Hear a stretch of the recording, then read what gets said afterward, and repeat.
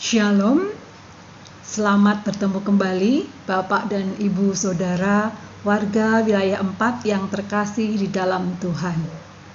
Saat ini kita bersama-sama akan memulai persekutuan doa kita yang keempat dengan tema berkarya dan berdoa. Mari kita terlebih dahulu menyiapkan hati dan pikiran kita dalam saat teduh.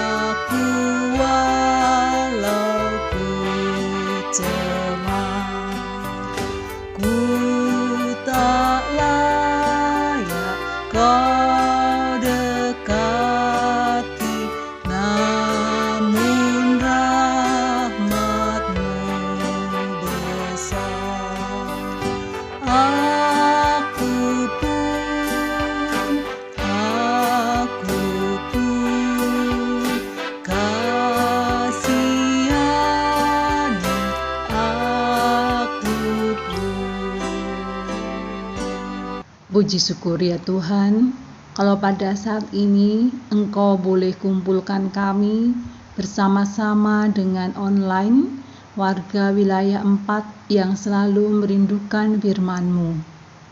Kami percaya bahwa Tuhan setia di dalam setiap kehidupan kami, sehingga saat ini kami boleh terus untuk melanjutkan kehidupan meskipun dalam keadaan sulit dan saat ini masih pandemi COVID-19. Kasih Tuhan yang setia selalu kami andalkan, dan saat ini kami akan mendengarkan firman Tuhan. Kiranya Tuhan boleh hadir bersama dengan kami Tuhan berkati, sehingga firman yang boleh kami pergumulkan bersama menjadikan kami lebih kuat, menjadikan kami orang yang bijaksana dan boleh melangkah bersama Roh Kudus-Mu. Terima kasih Tuhan, doa ini sepenuhnya kami pinta dalam nama Tuhan kami, Juru Selamat kami yang hidup, Yesus Kristus. Haleluya, amin.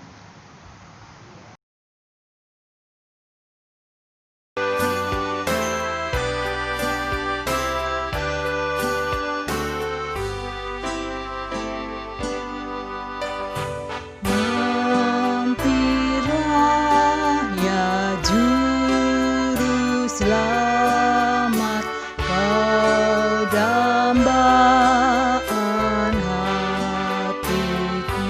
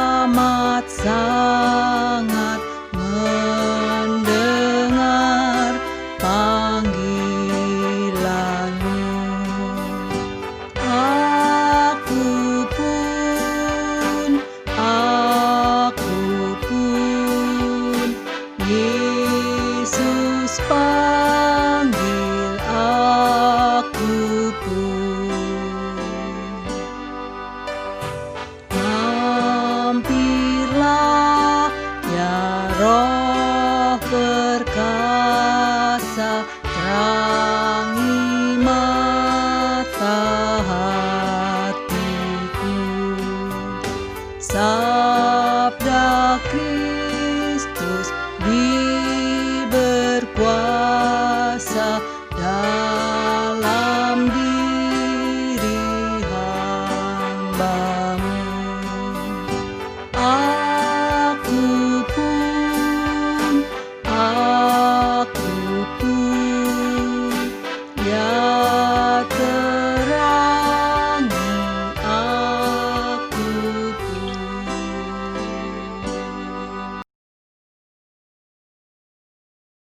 Bacaan kita pada saat ini akan diambilkan dari 1 Tesalonika 1 ayat 2 sampai dengan 10. Buah pemberitaan Paulus. Kami selalu mengucap syukur kepada Allah karena kamu semua dan menyebut kamu dalam doa kami.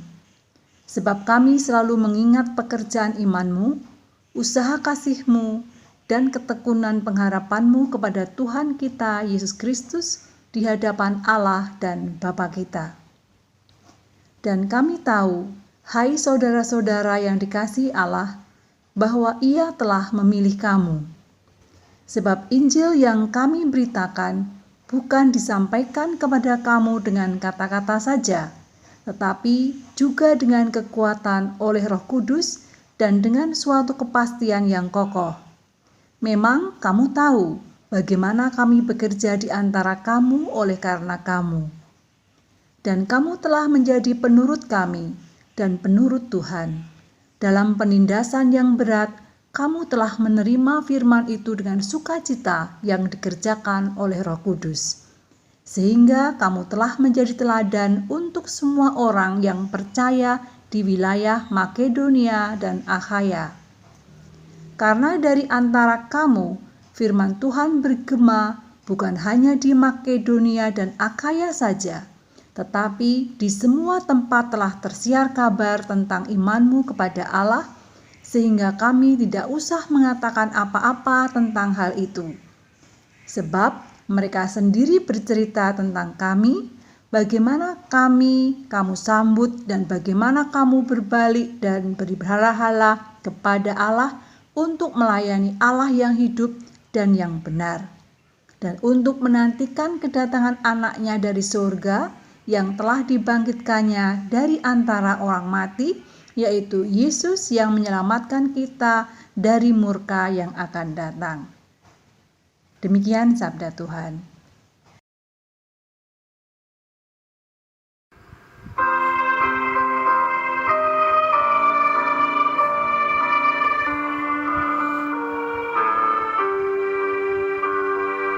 Sabda Tuhan Allah bagai dirus hujan turun menyirami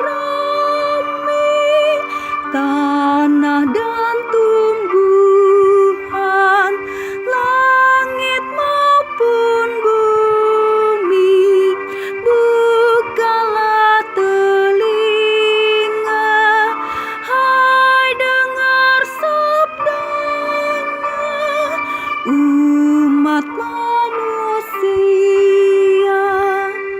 Sambut hai jiwaku, sabda Tuhan Allah. Ia setiawan, adil tindakannya, tiada kecurangan, janjinya mulia.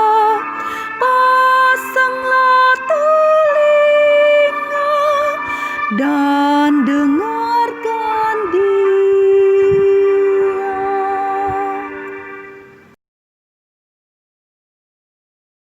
Bapak, Ibu, dan saudara-saudara yang terkasih dalam Tuhan Yesus, puji syukur kalau pada saat ini kita boleh kembali bersama di dalam PA Wilayah 4. Tema saat ini adalah berkarya dan berdoa. Bapak, Ibu, dan saudara yang terkasih dalam Tuhan Yesus, cerita tentang Keraton Ageng Sejagat ramai diceritakan masyarakat di awal tahun 2020. Tokoh dari Keraton Agung Sejagat, yakni Toto dan Fani, memproklamirkan Keraton Agung Sejagat di Purworejo, Jawa Tengah dan mereka menyebut kerajaan ini muncul karena perjanjian 500 tahun yang lalu antara Majapahit dan Portugis sudah berakhir. Banyak orang terpikat dengan janji-janji yang mereka sampaikan. Para pengikut mendapat janji mendapatkan kekuasaan dan kekayaan tanpa perlu kerja keras. Tak ayal, ratusan orang yang sedang mengalami kesulitan ekonomi, susah mencari kerja, menuruti semua perkataan sang raja. Salah satu korban Raja Totok adalah Setiono Eko Pratolo, usia 58 tahun. Menurut Tirto ID, Setiono tergiur janji raja dan ratu. Dengan membayar uang 8,5 juta, ia bisa mendapat gelar bintang 3. Ia juga dijanjikan mendapat gaji dolar Amerika Serikat setiap selesai sidang. Uang itu akhirnya ia dapat lewat berhutang. Eko sendiri bekerja sebagai perangkat desa dengan upah hanya 300.000 per bulan. Itu pun ia dapat tiap 4 bulan sekali. Karenanya dia terbiasa hidup dengan berhutang. Fenomena Keraton Ageng Sejagat ini hanyalah merupakan salah satu dari berbagai fenomena serupa di Indonesia. Mahatma Gandhi menuturkan bahwa perilaku seperti itu adalah bagian dari dosa sosial perusak kehidupan manusia. Gandhi menyebut ada 7 dosa sosial yang bisa menghancurkan hidup manusia, yakni kekayaan tanpa kerja, kenikmatan tanpa hati nurani, pengetahuan tanpa karakter, bisnis tanpa moralitas, ilmu pengetahuan tanpa kemanusiaan, agama tanpa pengorbanan, dan politik tanpa prinsip. Agar tidak terjebak dalam dosa-dosa seperti yang disampaikan Gandhi, baiklah kita memperhatikan apa yang dikatakan oleh Stephen R. Covey. Ia menuturkan bahwa dalam kehidupan sehari-hari kita perlu menemukan makna hidup supaya kita dapat mendapatkan nilai-nilai apa yang penting, bermanfaat, dan membangun kehidupan. Hari ini kita diajak merenung terkait dengan pekerjaan yang dijalani setiap hari, pemaknaan apa yang ada di sana. Rasul Paulus mengajak kita menghayati bagaimana memaknai karya dalam pimpinan Roh Kudus. Kepada jemaat Tesalonika, Rasul Paulus menyampaikan bahwa kemampuannya berkarya memberitakan Injil dan menghasilkan buah dari karyanya adalah karena kekuatan dari Roh Kudus. Rasul Paulus menghayati bahwa Roh Kudus mengokohkan hidupnya. Hidup yang kokoh membuat Rasul Paulus berjuang dengan sekuat tenaga, pantang menyerah, dan senantiasa merasakan sukacita dalam berkarya. Pada 1 Tesalonika 4 ayat 6, Rasul Paulus memberikan kesaksian pula bahwa selain dirinya yang dikokohkan Roh Kudus, jemaat yang dilayaninya juga demikian. Dalam penindasan berat yang dialami jemaat Tesalonika, mereka tetap bersukacita. Mereka menjadi teladan bagi jemaat-jemaat lain dalam mengupayakan kehidupan yang penuh makna di dalam Kristus. Roh Kudus yang memberikan kekuatan pada Paulus dan jemaat Tesalonika agar dapat mewujudkan karya dengan sungguh-sungguh dan penuh sukacita itu juga sedang bekerja di antara kita saat ini. Kesediaan membuka diri bagi karya Roh memampukan kita agar menjadi pribadi-pribadi yang tangguh dalam mewujudkan karya nyata. Disinilah kita memahami bahwa etos kerja dalam hidup orang percaya bukanlah dari dalam dirinya sendiri. Terkait dengan etos hidup orang percaya, Martin Luther memperkenalkan doktrin imamat orang percaya dan karya nyata. Pada intinya, doktrin ini meyakinkan umat bahwa dunia adalah biara yang luas, dan karena itu kehidupan di dalam dunia harus dijalankan secara etis, penuh spirit Kristus, dan manajemen hidup yang baik. Inilah etos Kristen yang menjadikan moto Ora et Labora. Berdoa yang benar adalah bekerja yang sepenuhnya bertanggung jawab. Dan sebaliknya, pekerjaan kita adalah doa kita, ibadah kita kepada Tuhan. Etos kerja unggul ini dijalankan dengan semangat iman dan cinta pada Tuhan yang menyertai umat dengan Roh Kudus-Nya.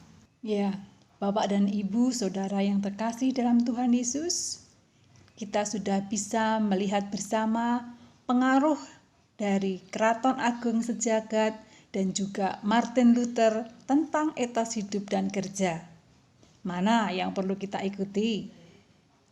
Baiklah, melalui teladan Martin Luther yang bersumber dari firman Tuhan, kita belajar membuka diri agar dapat merasakan pimpinan Roh Kudus dalam pekerjaan sehari-hari.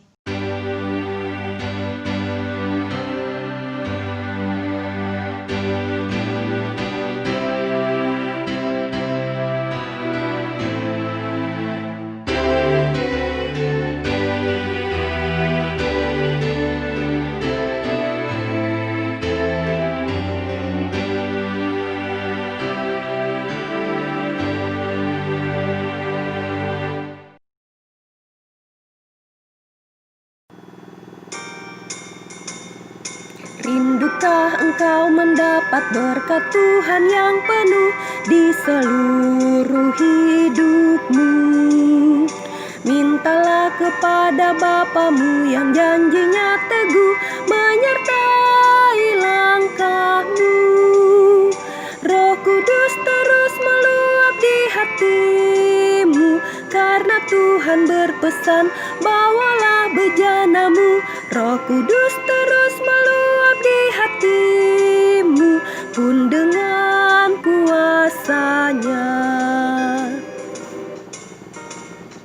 Bawalah bejanamu yang kosong pada penebus, wahai kawan yang lesu. Dengan hati yang rendah tetap nantikan Roh Kudus masuk dalam hatimu. Roh Kudus terus meluap di hatimu, karena Tuhan berpesan, bawalah bejanamu. Roh Kudus terus meluap di hatimu, pun dengan kuasa-Nya. Kembali kami menghadap kehadirat-Mu ya Tuhan. Kami bersyukur atas firman yang telah kami dengar. Firman Tuhan menjadi pelita untuk kehidupan kami. Biarlah kami semakin memahami apa arti doa dan juga bekerja yang terbaik. Bekerja dengan penuh tanggung jawab, semata-mata karena ucapan syukur, ucapan cinta kasih untuk Tuhan. Saat ini dalam doa, kami boleh membawa saudara-saudara kami yang sedang sakit, yang sedang lemah fisik. Bapak Payung Pabuang, Bapak Rahmat, Ibu Samudro, Bapak Suprihatin, Ibu Sitohang, Ibu Mindari, Ibu Wagimin, Ibu Hutapea. Kiranya saudara-saudara kami ini boleh tetap berpegang teguh bahwa Tuhan setia, sumber kekuatan yang tidak pernah meninggalkan anak-anak-Nya meskipun dalam keadaan sakit. Ya Tuhan, kami juga serahkan saudara-saudara kami yang mungkin tidak bisa kami sebutkan satu persatu dalam doa ini. Ya Tuhan, tengok. Kami akan mengakhiri persekutuan doa wilayah 4. Kiranya kasih setia Tuhan selalu memberikan kekuatan kami sehingga kami boleh meneruskan hidup. Inilah doa yang tiada sempurna, hanya Tuhan ampuni. Terima kasih Tuhan, di dalam nama Tuhan kami, Juru Selamat yang hidup, Yesus Kristus, kami boleh berdoa. Amin. Oh, anugerah ilahi pun mengalirlah terus, tak berubah kasih-Nya. Bejanamu kan terisi oleh kuasa Roh Kudus, ya dan amin janjinya. Roh Kudus terus meluap di hatimu, karena Tuhan berpesan, bawalah bejanamu. Roh Kudus terus meluap di hatimu, pun dengan kuasa-Nya. Bapak dan Ibu Saudara yang terkasih dalam Tuhan Yesus, demikian persekutuan doa keempat kita sudah berakhir.